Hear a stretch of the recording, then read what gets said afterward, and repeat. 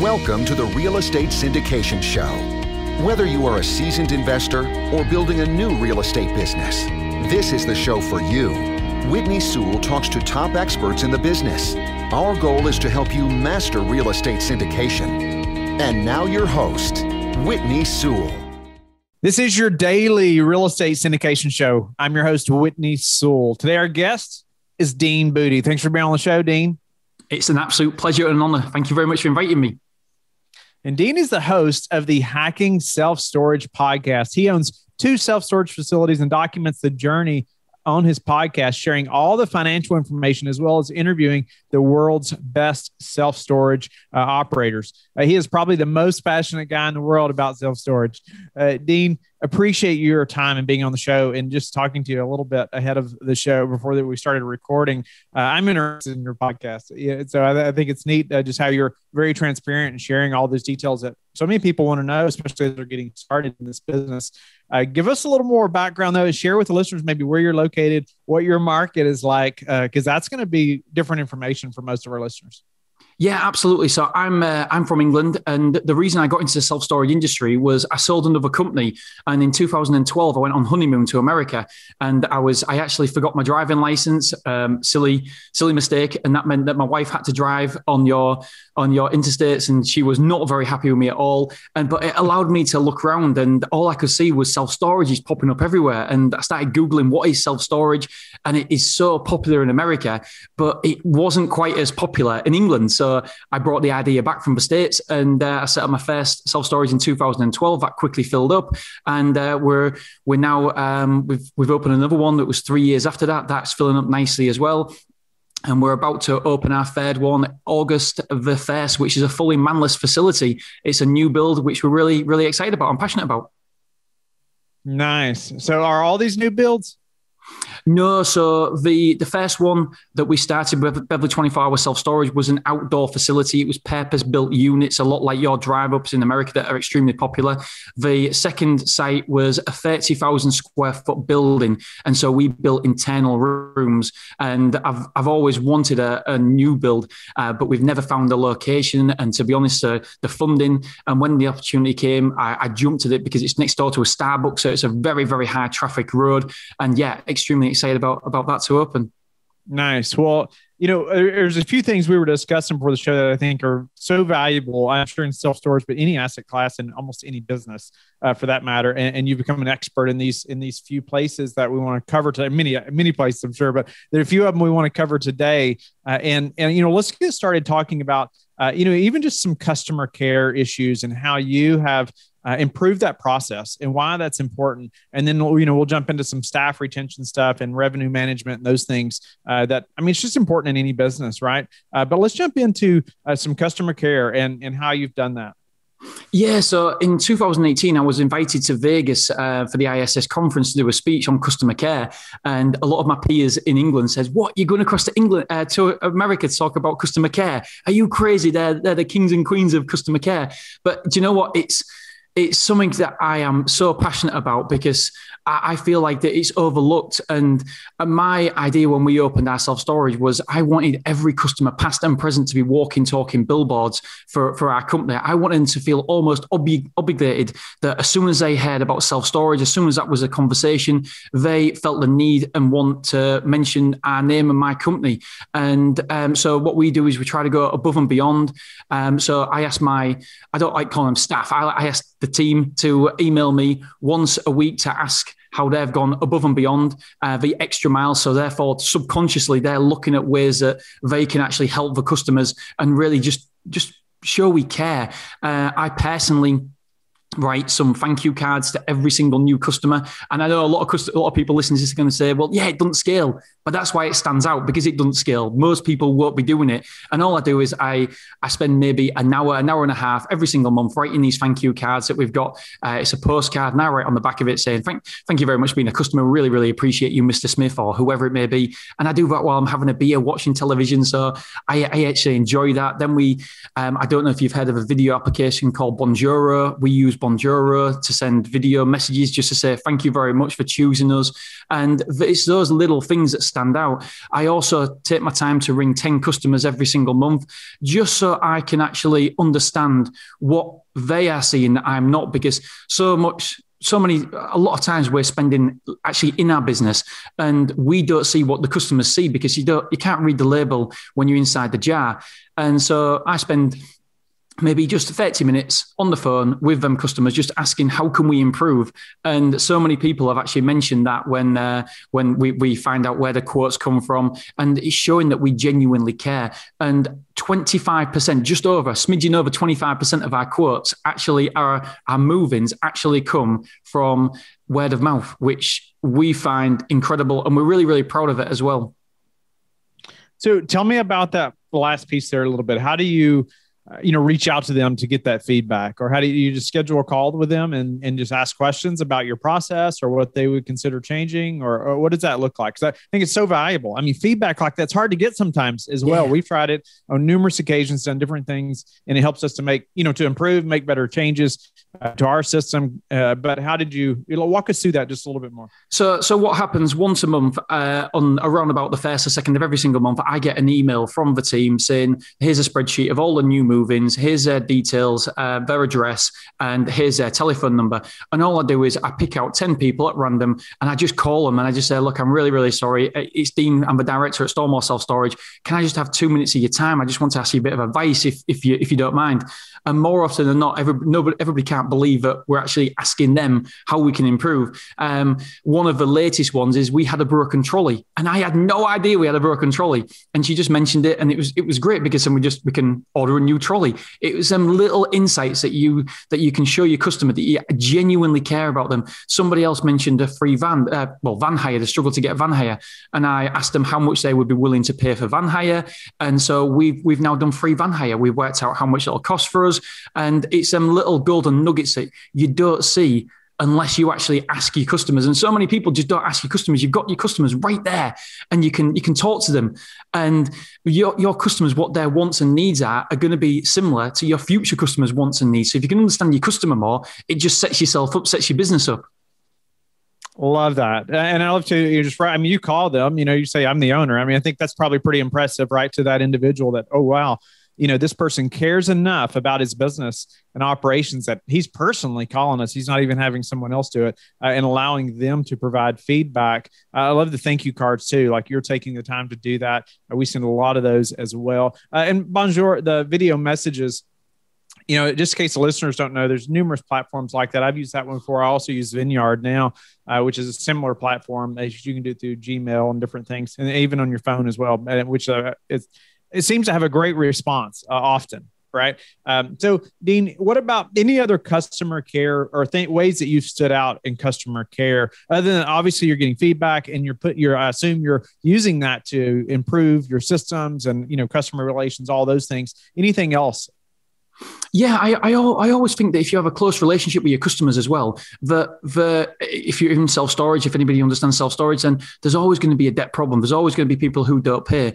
But the nicer you are to people, I think they feel obligated again to make sure that they make sure that they pay you on time, or at least they certainly give you reasons as to why their payment is late. And so we've got one of the best debt procedures around. We've lost no revenue in the past 12 months for people not paying, which is fantastic. And for me, it really is, when you see customers, the best thing for me is, Whitney, when somebody says on Facebook, does anybody know any self-storages in your local, there's a Beverly group, for example, and all of a sudden I get pinged with, Beverly 24, Beverly 24, Beverly 24. And that for me is amazing. And one of them said the other day, it was just the other night when I was about to go to bed, I haven't used Beverly 24 myself, but every single time somebody asks a question, Beverly 24 come up. And that to me just made it all worthwhile. And I know it doesn't scale, and I know it takes a lot of time, but your customers deserve that, and your business deserves that. And we only have so many hours in a day. I get that, but if we just put in the processes and the procedures, then it doesn't have to take all the time. Then little bits of time and effort go a long way for the customer. What about them becoming the walking, talking billboards like you talked about? Is there any way you encourage referrals? Yeah, so we've got a number of referral programs. So one of the ways for example, if we go into an estate agent, we make sure that we give them £50. We always go in there with sweets and chocolate. We try to bribe them as much as possible, and just so they know our face, so we're not a stranger, so they're not recommending a complete stranger. But we also do a referral program for £50 that anybody recommends us. Then we'll give you £50 if your name is mentioned for any moving for any period of time. Because I know, again, you've got to know your numbers, I suppose. I know my numbers. It's £106 that we pay Google every move-in.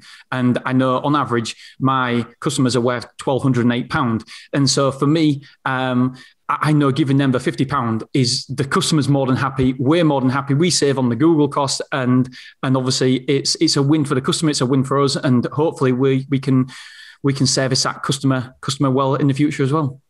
Nice. Well, that's incredible. Like when you know those numbers like that, it's a no-brainer. Right. Yeah. I mean, there's no thought process to that. It makes complete sense. And a referral goes so much further than almost any other kind of method of getting someone in. Right.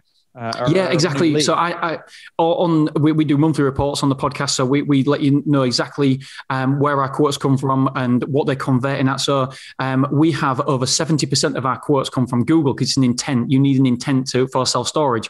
However, only 49% of our overall move-ins come from Google. So that tells me that although, yes, majority of our quotes come from there, they're a lot colder audience where if you look at something like word of mouth, it might be only 10% of our quotes come from word of mouth, but over 25% of our move-ins come from word of mouth because they're a lot hotter lead. What about, let's move to staff retention and staff is so important for that customer experience as well, right? And so almost talking some about the same thing, but staff and who your staff are and that, the less staff turnover, the better, right? But, tell us a little bit about your staff retention programs. Yeah, so we've just come through a hiring process now, and it is so painful, Whitney, to go through and hire and find the right person, do all the interviews, and it's not because we lost a member of staff; it's because we're trying to expand. And so, what I always try to do is I don't want the staff ever to be a stranger. I want to make sure that if they've ever got an issue, ever got a problem, they feel they can come to me as well, because I feel as though the time that I'm investing with them is really an investment. Just the other day, one of the people who work with us, she had a problem at home with a gas. She had a gas leak and she rang me up. She was a bit upset and said, "Dean, can I come in an hour late?"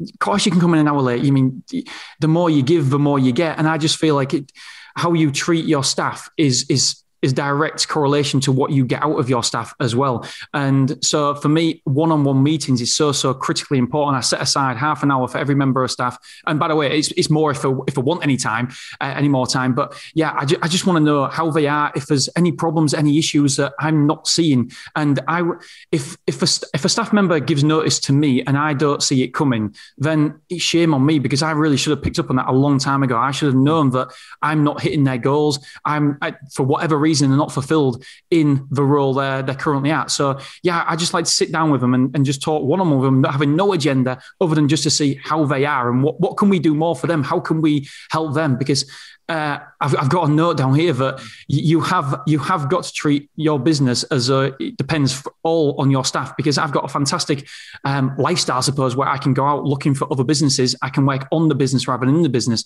And the only reason I can do that, Whitney, is if my staff are on top of their game all the time and I can trust them. And so when you do really find the staff that you can trust, I really would walk over broken glass for them. Actually, I'd take that back. I definitely wouldn't walk over broken glass for them, but I would do a lot for them. Yeah. Are there examples of things you've done for staff or things that you, I don't know, how do they know that, they can even bring things up to you like that? I know there's, a lot of times employees or staff are afraid to bring things up, right? How do you create that culture where they're just open to speak about whatever issues they're having, within the employment? Yeah, I love that question. And for me, it's all about owning up to your mistakes and letting them see that you're not perfect. I promise you, I make more mistakes on a daily basis than they ever will. And so I don't want to ever let them or give the impression that I'm mistake free, because I am 100% not. I make mistakes all the time. And I never, ever want to criticize someone for making a mistake. As long as the effort's there, that's absolutely fine. But how we go about it, we just surprise. It's like surprise and delight. Try to, I know one of the staff members is a Man United fan. And unfortunately, I'm a Man City fan in football, and they're local rivals.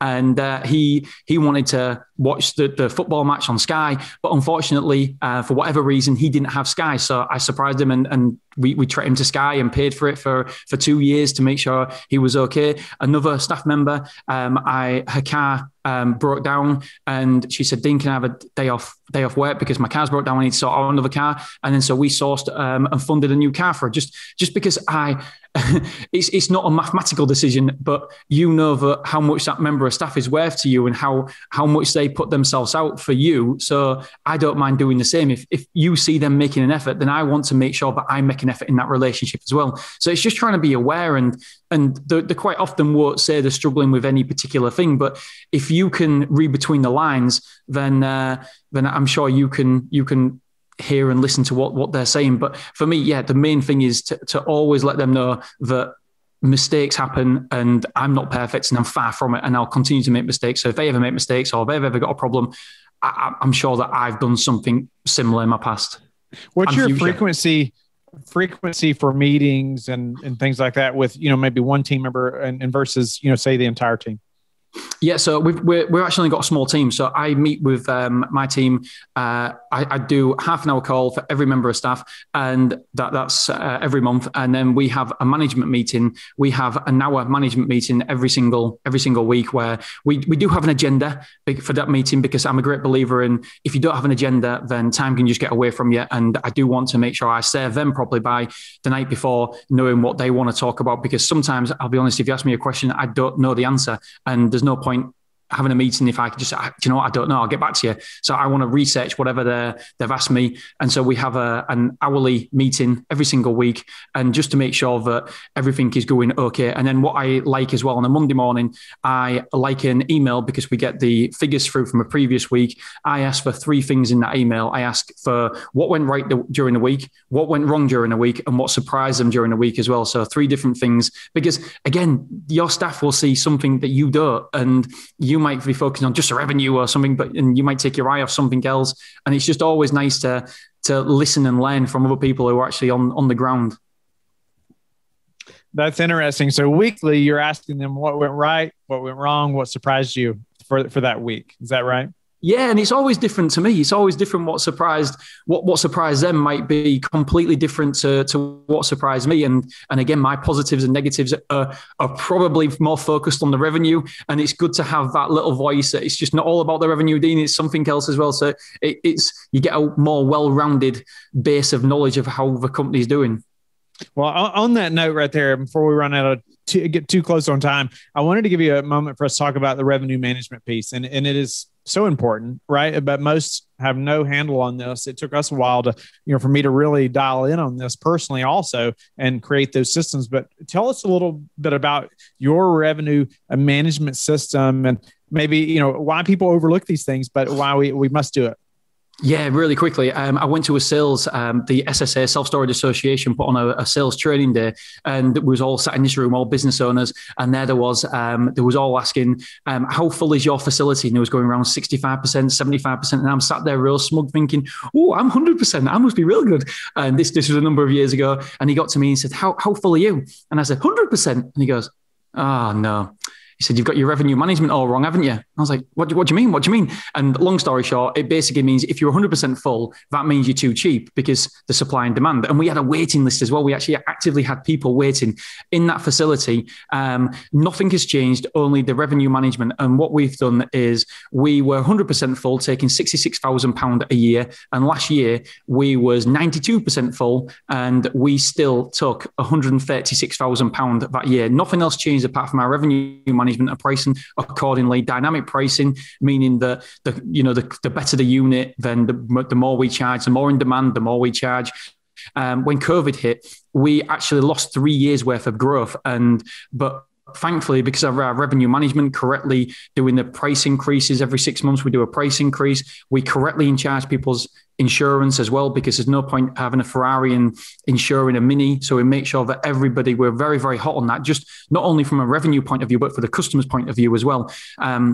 So we've got to make sure that we're tight on there. And when COVID hit, 3 years loss of growth, but we didn't see that loss in revenue because our revenue management was on point. So I really do think that we've got to be careful. We've got to make sure that we correctly price our insurance and the price increases we do. And if you are full at the minute or approaching 100% occupancy, then we've got to look at the price and see how you can improve your price, increase your pricing.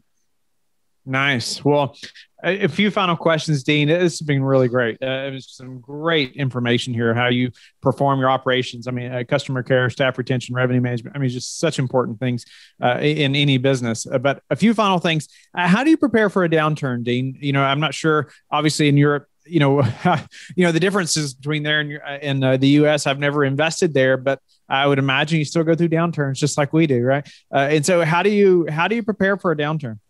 Yeah, everybody says that, people say that storage is recession proof, but it's definitely not. It's recession resilient, but I don't think that anything is recession proof. I've just been having this talk with a mentor of mine, actually, Dan Bradbury, and he's been saying to me over the last couple of years, he's been saying, Dean, listen, what happens when things don't go right? And so what we've done is made sure we've got a £50,000 in the bank all the time, just to make sure we cover expenses for a number of periods. And also myself, I've started diversifying as well my income.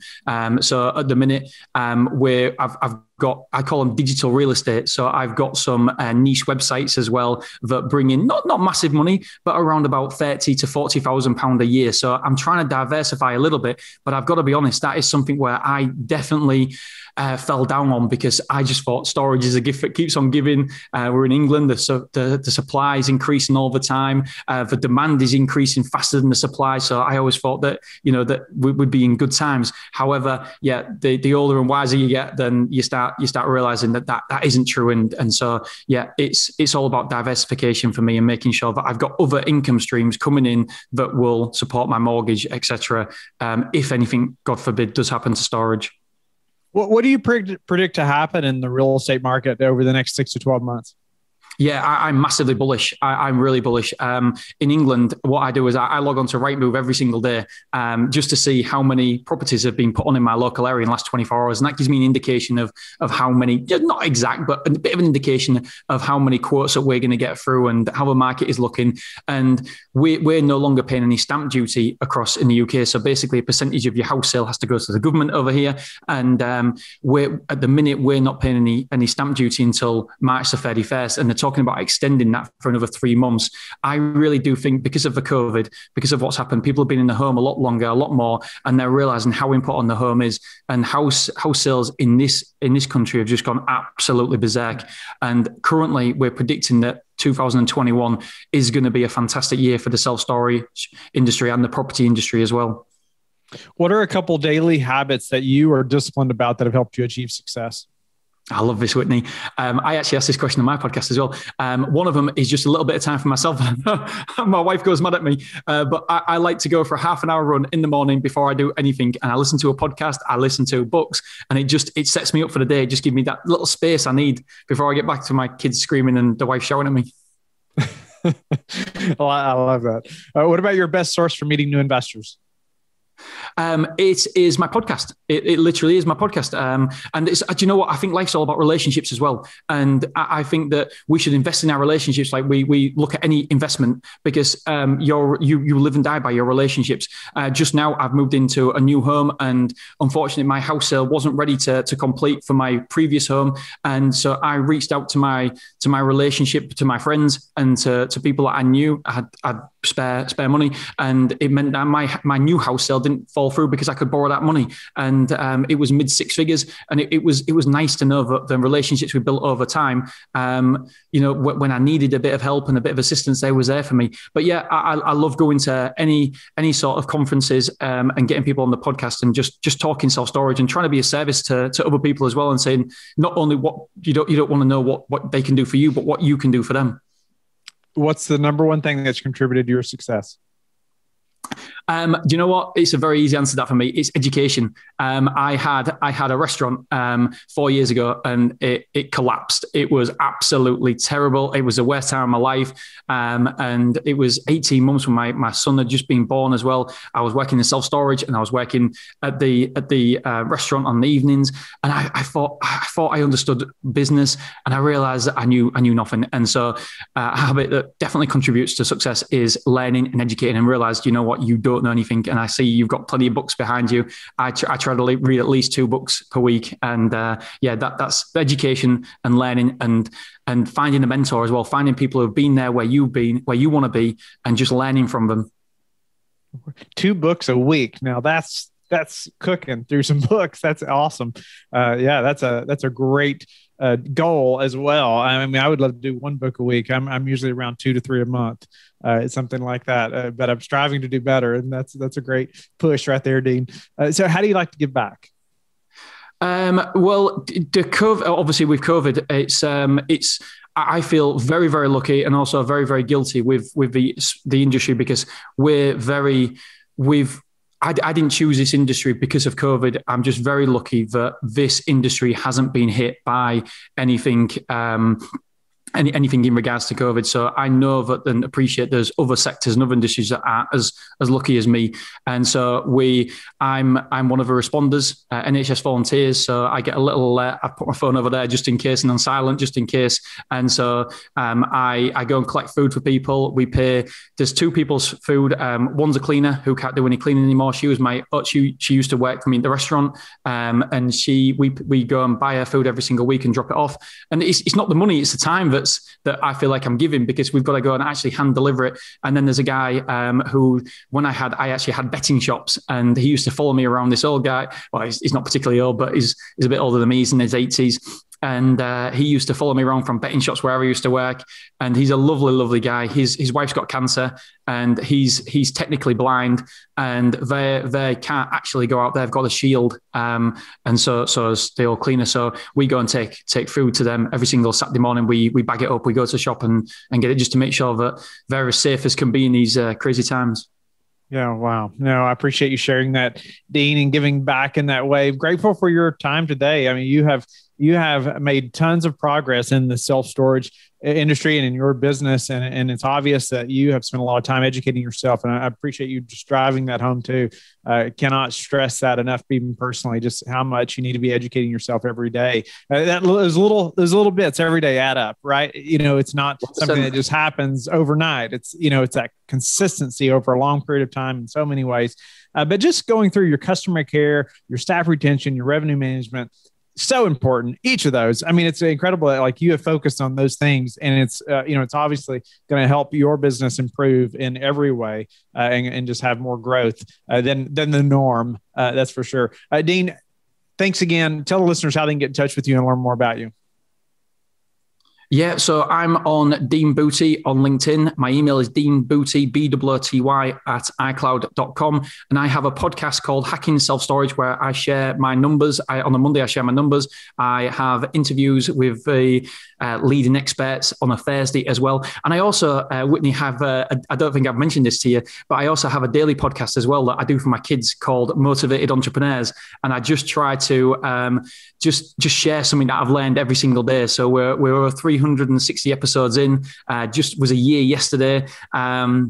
And yeah, it's just something that I spend maybe 6 minutes a day just saying something that I've learned and something that can be helpful for my kids when they grow older. Not that they'll probably listen to me. My dad's probably think my dad's a geek or something and, won't listen to a word I say, but it feels like I'm giving something for them in the future as well. Heaven forbid if I'm not around for whatever reason to help them along their journey. Thank you for listening to the Real Estate Syndication Show, brought to you by LifeBridge Capital. LifeBridge Capital works with investors nationwide to invest in real estate, while also donating 50% of its profits to assist parents who are committing to adoption. LifeBridge Capital, making a difference, one investor and one child at a time. Connect online at www.lifebridgecapital.com for free material and videos to further your success.